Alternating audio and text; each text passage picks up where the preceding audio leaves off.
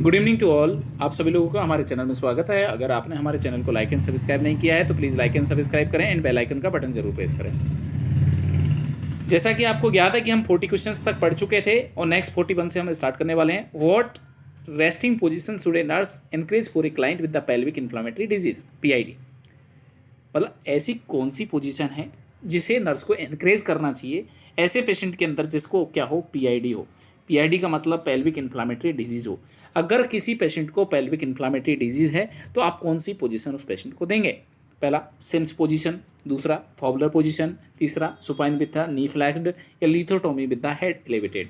देखो बेटा, सबसे बढ़िया पोजीशन वो हो सकती है जिसमें पेल्विक इन्फ्लेमेटरी डिजीज में होगा क्या कि पेशेंट के अंदर डिस्चार्ज आएंगे, तो जो डिस्चार्ज आएंगे वो आराम से जो है निकल पाएँ, वहाँ पर इकट्ठा ना हो, तो उनको एक्सक्रीशन बढ़ता रहे, उनका रिमूवल है वो आज ईजिली हो जाए, ऐसी पोजीशन को देनी है। तो बेहतर यहाँ पर पोजीशन आपकी आंसर हो सकता है answer number 2, Fowler position is a better position.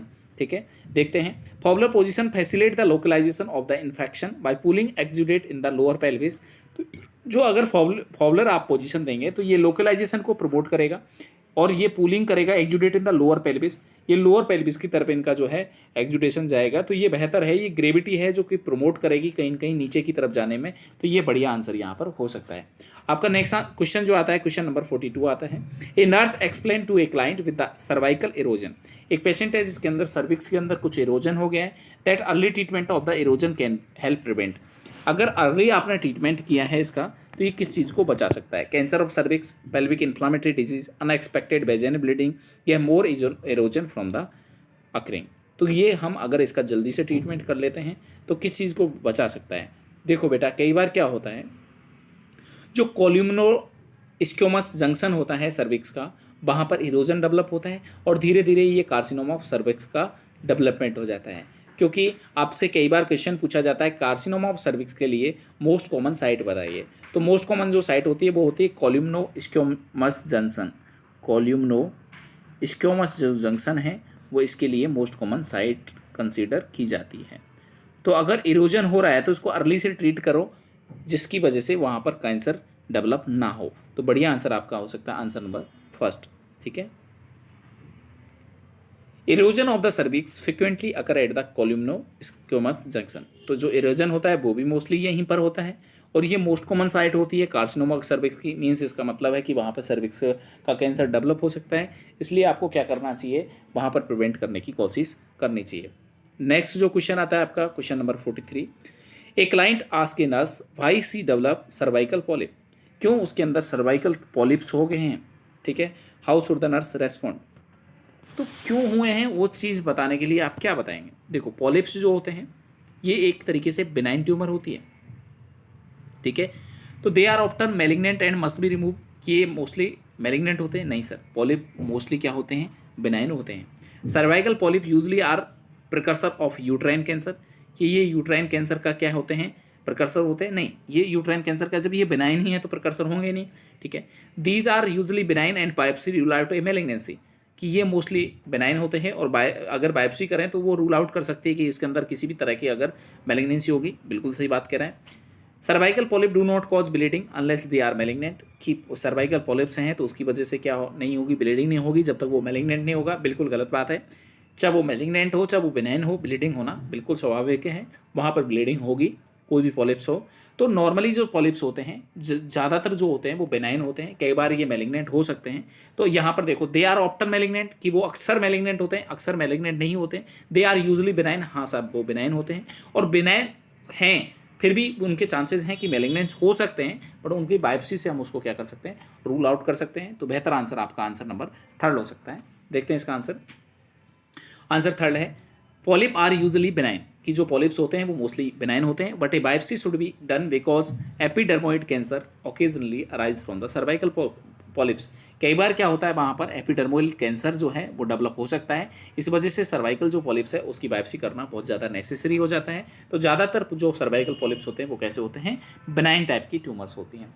ठीक है, तो अगला क्वेश्चन आता है आपका, अगला क्वेश्चन आता है question number 44। A nurse in the women's health clinic, एक नर्स है जो कि वुमेन हेल्थ क्लिनिक के अंदर काम कर रही है, is counselling client about the sign of the gynaecological problem. कि गायनोकोलॉजिकल जो प्रॉब्लम्स होती हैं उनके रिगार्डिंग उसको काउंसिल कर रही है।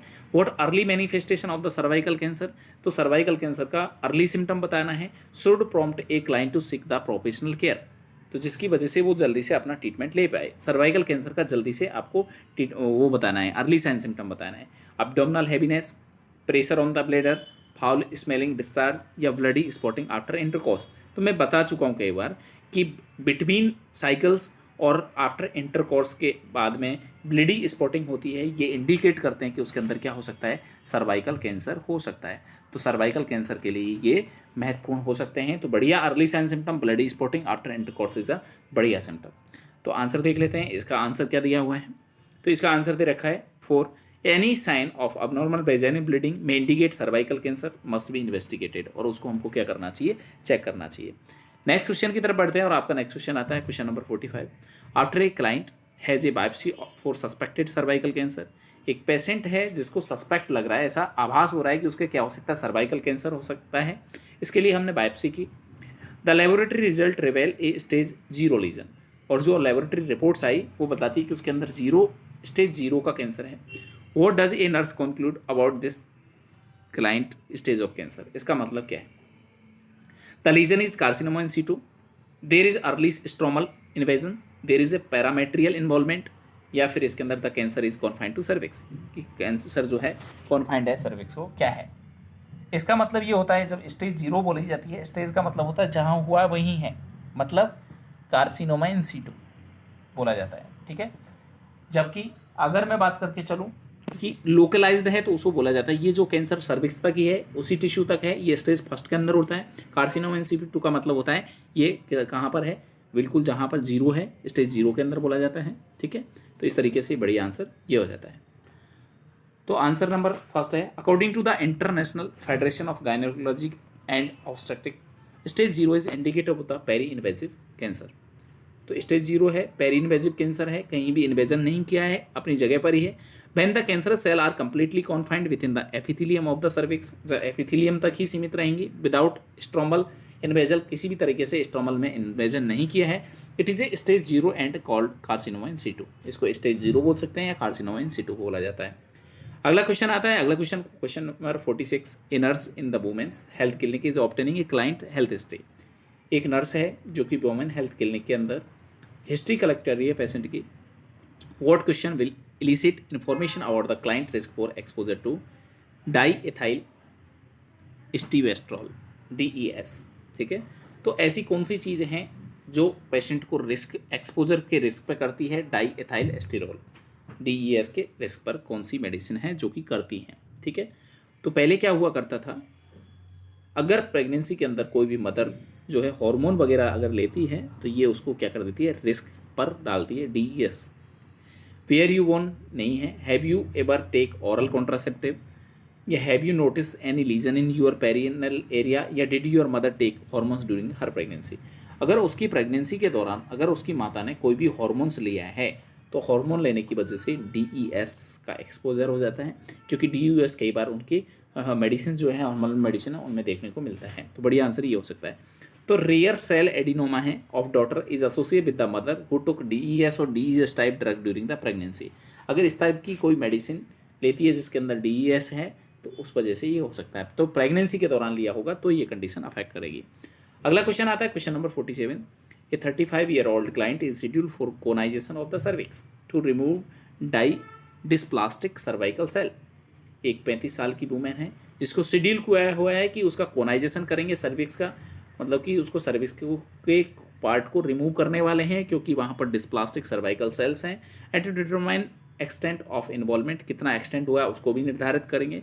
What behaviour indicate to a nurse that client understand the post operative instruction. इनमें से कौन सी चीज़ है वो आपको बताएगी कि पेशेंट जो है पोस्ट ऑपरेटिव इंस्ट्रक्शन को समझ चुका है। State she will not resume sexual intercourse for 48 hour, कि वो 48 आवर तक क्या नहीं करेगी, वो जो है सेक्सुअल इंटरकोर्स ना करे। हाँ, तो बेटा उसको नहीं समझाए, क्योंकि यहाँ पर जब कोनाइजेशन करेंगे, सर्विक्स का कोनाइजेशन कर, तो 48 सफिशिएंट नहीं होता है, कई दिनों तक नहीं करना होता है। Verbalise expectation of vaginal discharge for 3 to 5 days, कि उसके अंदर बताएगी कि उसके अंदर सर्वाइकल डिस्चार्ज हैं वो आएंगे, तो सर्वाइकल डिस्चार्ज नहीं आएंगे। सर्वाइकल डिस्चार्ज क्रायो सर्जरी वगैरह करते हैं तब सर्वाइकल से डिस्चार्ज होते हैं। यहाँ तो सर्जरी की है तो सर्वाइकल डिस्चार्ज, वेजाइनल डिस्चार्ज जो है उनके इतने चांसेस नहीं है कि वो लंबे समय तक 3 से 5 दिन तक चले, ठीक है। और यहाँ पर तो ये बढ़िया हो सकता है इसका 3 से 5 दिन तक आए तो वो वर्बलाइज करे एक्सपेक्टेशन ऑफ वेजाइनल डिस्चार्ज, ठीक है।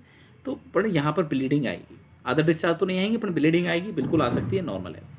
Demonstrate the ability to change the sterile surgical dressing, कि वो स्ट्राइल सर्जिकल ड्रेसिंग को चेंज करें। तो ये एक्सटर्नल इंसिजन है ही नहीं, है अंदर बना हुआ है, तो ये किस तरीके से चेंज करेंगे, ये तो गलत है। Affirm that because she has children she does not mind being sterile, कि वो स्ट्राइल वगैरह कुछ नहीं होगा क्योंकि सर्विस का प्रोसीजर ओवेरी का प्रोसीजर करते हैं, तो इस तरह की प्रॉब्लम देखने को मिल सकती है। यहाँ पर इसके किसी भी तरह की रिप्रोडक्टिव एक्टिविटी को या एबिलिटी को किसी भी तरीके से जो है डिस्ट्रॉय नहीं करेगी या उसको अफेक्ट नहीं करेगी, तो ये तो गलत है। तो बढ़िया आंसर यही हो सकता है, आंसर नंबर 2, ठीक है। The physical trauma of the procedure will result in a blood tinged vaginal discharge for several day, तो ब्लडिंग कई दिन तक हो सकती है। तो हमें पता है कि जब भी हम कहीं सर्जरी करते हैं तो वहाँ से ब्लड आना स्वाभाविक बात है, कोई अब नॉर्मल चीज़ नहीं है, आता ही है नॉर्मल, ज़्यादा आना गलत बात है। अगला क्वेश्चन की तरफ बढ़ते हैं और नेक्स्ट क्वेश्चन आता है आपका question number 48। A client with the cancer of the cervix has an intra cavity radio active sealed implant in place, एक पेशेंट है जिसका कैंसर है सर्विक्स का और उसके अंदर कैविटी के अंदर हमने रेडियो एक्टिव जो इम्प्लांट है वो लगा हुआ है। What precaution should the nurse take to protect against excessive exposure to radiation, radiation से ज़्यादा एक्सपोजर ना हो, इसके लिए हमें क्या करना चाहिए। Dispose of body fluid in the special marked container, की स्पेशल मार्क्ड कंटेनर के अंदर हमको क्या करना चाहिए, उनको बॉडी फ्लूइड है उनको डालना चाहिए, ठीक है ना। तो अगर बात करके चलो दूसरा, cohort 2 client who have implant radiation therapy की 2 पेशेंटों को साथ में, बेटा ये तो रेडिएशन बढ़ाएगा उल्टा, तो इनको नहीं रखना साथ में।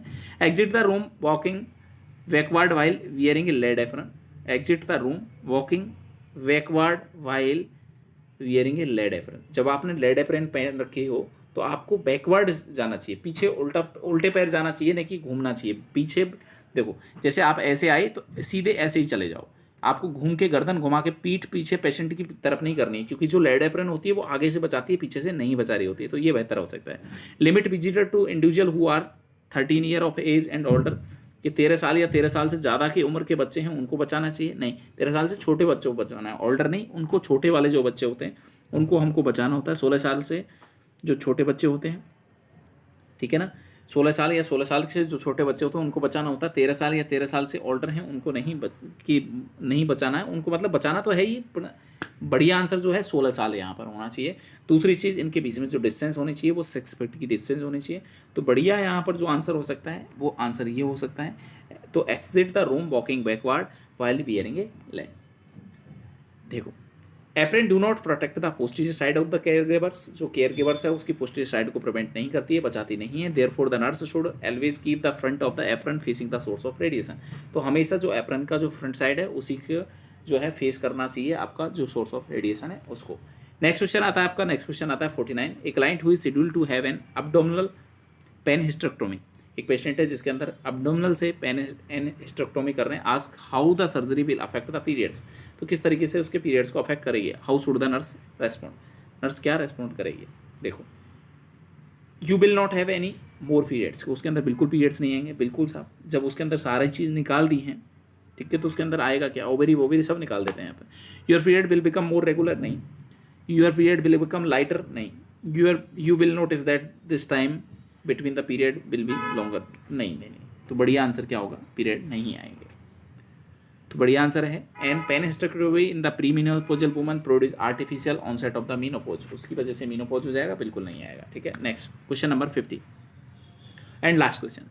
A client is diagnose with uterine fibroid, uterine fibroid के साथ में एक पेशेंट है and health care provider advise hysterectomy, और जो हेल्थ केयर प्रोवाइडर है उसको एडवाइज करता है कि आप हिस्टेक्टोमी करा लीजिए।